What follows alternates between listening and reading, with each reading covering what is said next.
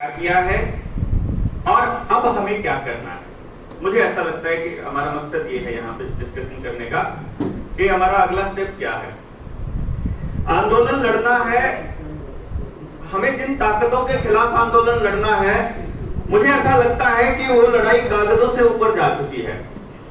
ठीक है, जब लोग आप लड़ते हैं, जब नीलेश ओझा जी लड़ते हैं वहां पर कोर्ट में, तो जज साहब अपने आप को क्वारंटाइन करके बैठ जाते हैं कि मैं नहीं सुनता, बताओ क्या करोगे।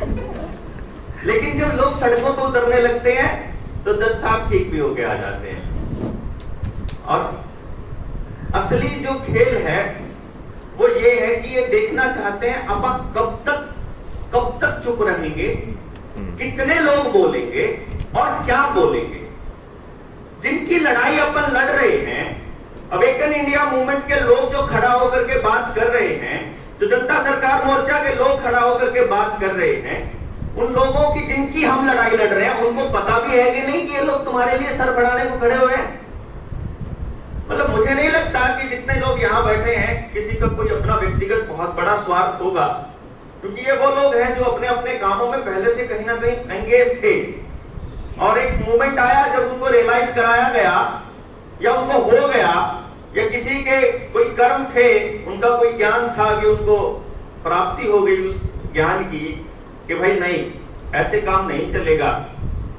आप दूसरे के बच्चे का भला किए बिना अपने बच्चे का भला नहीं कर पाओगे, आप अपने समाज को बचाए बिना खुद को नहीं बचा पाओगे। तो इसीलिए ये लोग सड़कों पर उतरे, और जो लोग सड़कों पर उतरे फिर वो सारे के सारे पागल इकट्ठे होते होते अब जो है वो अपना काफिला, अपना कारवां बढ़ा रहे हैं। लेकिन एक बहुत बड़ी जो मैं लैगिंग बिहाइंड जो एक मतलब पॉइंट समझता हूं, जहां हम पीछे हैं, वो है कि जिनके लिए हम लड़ाई लड़ रहे हैं उनको हम उस लेवल पर समझा नहीं पा रहे, उनको हम उस लेवल पर जोड़ नहीं पा रहे। हर आदमी, यहां बैठा एक एक आदमी और दुनिया में कहीं भी सुन रहा एक एक आदमी, केवल तब साथ आएगा जब उसका व्यक्तिगत स्वार्थ हल हो रहा होगा। यहां हमारे को सबके बैठे के व्यक्तिगत स्वार्थ हल हो रहे हैं। मेरा व्यक्तिगत स्वार्थ है कि भाई मेरे को दर्द है, मुझे नहीं नींद आती है रात को लोगों को दुखी देख करके, मेरा ही व्यक्तिगत स्वार्थ है ये। और हमारा ही व्यक्तिगत स्वार्थ है कि हम अपने समाज को बेहतर देखना चाहते हैं।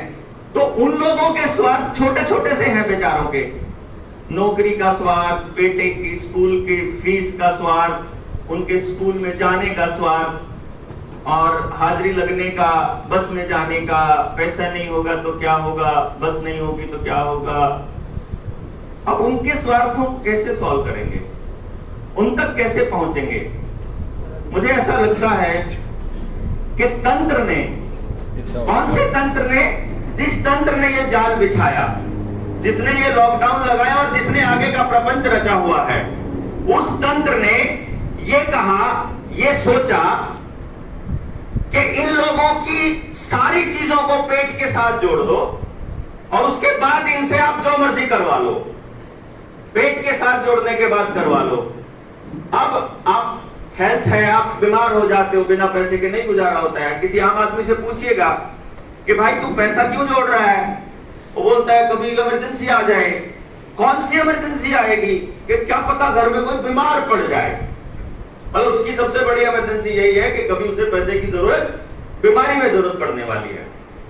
इसका मतलब ये हुआ कि अगर हम अपने साथ जोड़ने वाले आदमियों की, इंसानों की, यानी जिनको हम जोड़ना चाहते हैं, अगर हम उनकी जिंदगी की छोटी छोटी प्रॉब्लम्स का छोटा छोटा सीधा सिंपल सलूशन उनके आसपास प्रदान करने का उनको आइडिया भी दे दें या कुछ करके भी दिखा दें, तो मुझे लगता है उनके अंदर भी वैसी ही अवेकनिंग आ जाएगी जो यहां बैठे हुए सारे अवेकन लोगों के पीछे है। अब ये काम कौन करेगा, ये काम कौन करेगा? ये काम वो करेंगे जो ऑलरेडी इस तरह की जिंदगी को जी रहे हैं। जैसे डॉक्टर साहब ने कहा, मैंने वो जिंदगी जी है ना। जैसे भुवनेश्वर से, उड़ीसा से आए हुए भाई साहब, मैं नाम भूल गया, मृत्युंजय दास, हाँ अब याद आ गया। तो जैसे मृत्युंजय जी ने कहा कि हम आयुर्वेदा पे काम कर रहे हैं, हम उन संस्कारों पे काम कर रहे हैं, यानी आप उस बच्चे की शिक्षा, उसकी हेल्थ,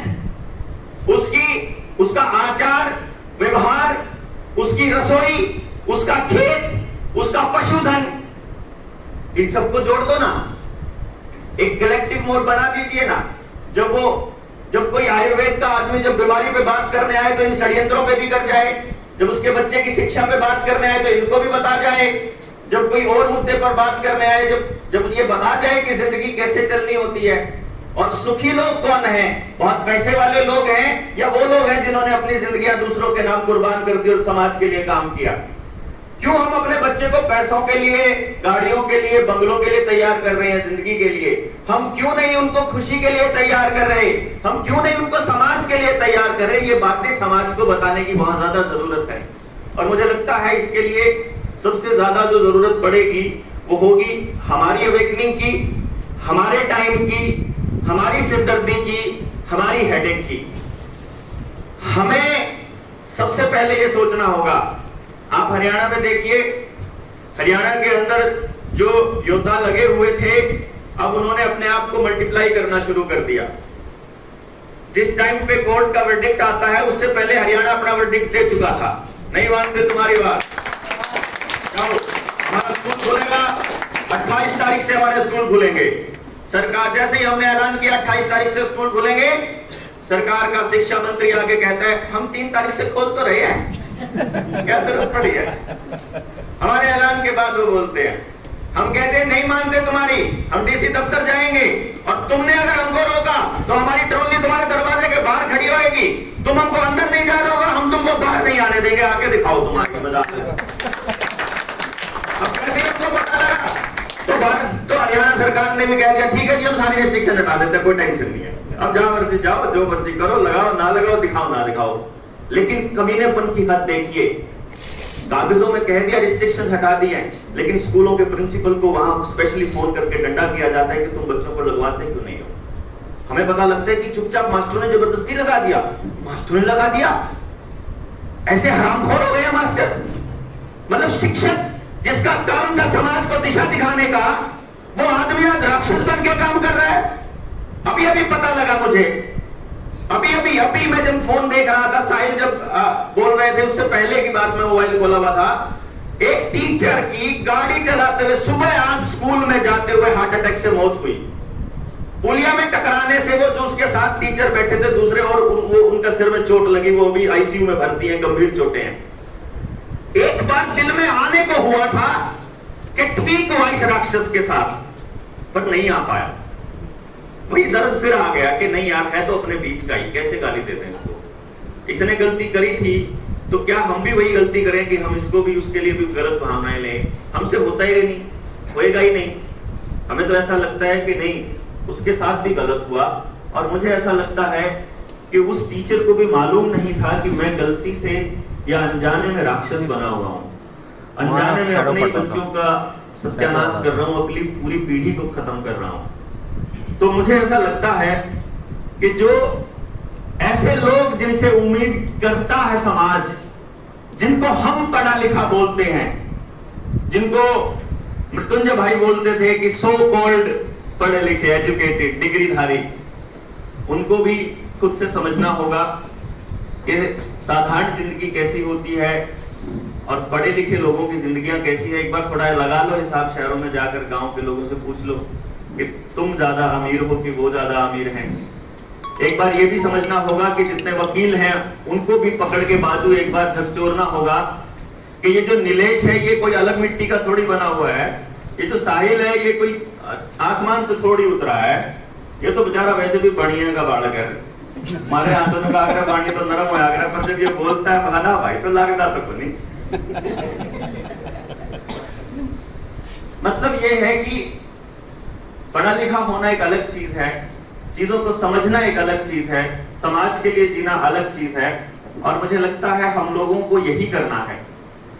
हम जो कर रहे हैं वो थोड़ा आपके सामने रख देते हैं। हमने गांव-गांव जाना शुरू किया, जनता सरकार मोर्चा नाम का एक संगठन बनाया जिसका कोई प्रधान नहीं, जिसकी कोई कमेटी नहीं, कोई कमेटी नहीं है। कमाल की बात यह है, बिना संगठन बनाए लोगों को संगठित करना है। हर वो आदमी जो समाज के साथ जुड़ना चाहता है, समाज के लिए कुछ करना चाहता है, वो जनता सरकार मोर्चा है। इसीलिए हमने इसका नाम इस तरह का रखा कि जनता ही सरकार है। यही आइडिया देना है और लोगों को सिर्फ उनकी ताकत बता देनी है। जैसे अभी जितने लोग आए और जितना काम हुआ अभी तक, जो योहान भाई ने, पूरी टीम ने, अवेकन इंडिया मूवमेंट में जितना काम किया, उसका सबका निचोड़ केवल इतना सा है कि एक बार घर से निकल के अफसर से पूछो तो सही, तेरी हिम्मत कैसे हो गई, इतने में ही कांपने लग जाता है बेचारा। उसकी 2 RTI लगा दो, वो उतने में ही हाथ जोड़ता घर पहुंच जाएगा, क्योंकि इतने घपलेबाज हैं। नैतिक पतन इतना हुआ पड़ा है, चारित्रिक पतन इतना हुआ पड़ा है, इतने भ्रष्टाचार में यहां गले तक डूबे हुए हैं ये लोग कि इनके एक एक काम में इतने घपले हैं कि ये सरकारों ने इसीलिए दबा रखे हैं। ये इनके ऊपर जबरदस्तियां इसलिए कर रही है क्योंकि ये भ्रष्टाचारी हैं। तुम हमारे हिसाब से काम नहीं करोगे तो तुमको लपेट के जेल में डाल देंगे। अगर जनता ये कहने लग जाए कि तुम अगर हमारे हिसाब से काम नहीं करोगे तो तुमको हम भी जेल में डालेंगे बेटा, उसी दिन समझ में आना शुरू हो जाएगा कि भाई ज्यादा ये लोग हैं, इनके साथ लग जाओ, बच जाओगे। वो तो क्या है, नेता तो एक है, अफसर मंत्री तो एक है, जनता तो लाखों लोग हैं, जहां जाएगा वहीं गला पकड़ेंगे। लोगों को समझाना है, उनको आईना दिखाना है। हमने गांव-गांव में कमेटियां बना दी, अपने अपने गांव में सबने 21-21 आदमियों की कमेटी बना दी, अपना डिक्लेयर कर दिया खुद से कि भाई ये कमेटी है, गांव में किसी को भी दिक्कत हो जाएगी ये कमेटी जाएगी, टेंशन ही खत्म, कहीं नहीं जाना है। डिस्ट्रिक्ट वालों की अलग बना दी, डीसी से मिलने के लिए 5 आदमी आ रहे हैं, कलेक्टर साहब को आदेश दे दिया। अब हमारे हरियाणा की जनता कलेक्टर से रिक्वेस्ट नहीं करती, आदेश देती है। वो ऐसा बोलती है, नौकरो तुम, वो बोलते हैं नौकरो तुम, नौकरों की तरह बिहेव करो। हालांकि हम नौकरों से बहुत अच्छे से ट्रीट करते हैं, हमारे संस्कारों में ये नहीं है कि हम तुम्हें गालियां दें, तुम्हें धमकाएं, लेकिन फिर भी तुम अपनी औकात में रहो, हम आदेश दे रहे हैं कि तुम्हें ये सब करना है। और फिर वो समझ में आ जाता है कि यार जाऊं कहां जाऊं। लेकिन धीरे धीरे चीजें ऐसी हो गई हैं कि अब हमें हमारे लोगों के ऊपर शिकंजे कसने शुरू हो गए कि पता करो इसकी बहन कहां ब्याह रखी है, पता करो इसके और घर में कौन क्या क्या बिजनेस चलता है, और पता करो। तो मैंने तो अपने पिताजी को बोला था अभी 3 दिन पहले, वहां पापा जायदाद से बेदखल करने का टाइम आ गया है। लिखवा दो अखबार में कि हमारा बेटा हमारे कहने में नहीं है, ये जो करता हमारी कोई जिम्मेदारी नहीं। देखो यही करना पड़ेगा, अगर समाज को जिंदा रखना है तो हमें अपने आप को मारना पड़ेगा। खुद को मारे बिना आप, ये मतलब मुझे ऐसा लगता है कि हम लोगों को ना मिट्टी में मिलके वो खाद बननी पड़ेगी, जो वो बीज उगेंगे जो आने वाले वक्त में पीढ़ियों के लिए। ऐसा महसूस होता है अंदर से। तो ऐसा लगता है कि ये उम्मीद मत करिएगा, मैं तो अपने साथ जुड़ने वाले हर आदमी के लिए यही कहता होता हूं कि भाई ये उम्मीद मत करना कि मेरे साथ लग के तुझे कुछ हासिल हो जाएगा। मैं ये मानता हूं कि इस पीढ़ी को यूं का यूं अपने आप को मिट्टी में मिलाना पड़ेगा, तो अगली पीढ़ी के लिए आजादी के बीज होगा। तो हमने फिर जिला की कमेटियां बना दी। अब हमारे पास हर जिले में 50-50, 100-100 आदमी हैं। ऐसे नहीं है कि टीम में मेंबर हैं, उनका रजिस्ट्रेशन नहीं है, 20 लोग बुलाते हैं, ऐसे पागल 40 आते हैं। हम कहते हैं यार तुमको 20 बुला रहे, तो कोई नहीं जी, क्या हो गया, आएगा तो और जरूरत पड़ जाए। मैं कहा कोई बात नहीं। ये भी पूछे कि तुम 40 में से जेल में कौन सा जाने को तैयार हो? करे सारे आए इसलिए हैं। मरने को कौन पर तैयार हो? कहते जी आए सारे इसलिए हैं। मैं कहा अगर 10-12 दिन धरना देना पड़ जाएगा, 10-12 महीने दे लो जे, अब घर बार छोड़ के आने को तैयार है। तो अब हमने दिन में जिला की कमेटियां बनानी शुरू करी। अब 2-3 दिन गांव में गए, फिर जिला की कमेटी बना दी, 2-4 दिन जितने गांव में जा पाए जिला की कमेटी बना दी, और फिर रात में उनकी गोरिल्ला ट्रेनिंग चल रही है, जिसकी कहीं टेलीकास्ट नहीं होता है।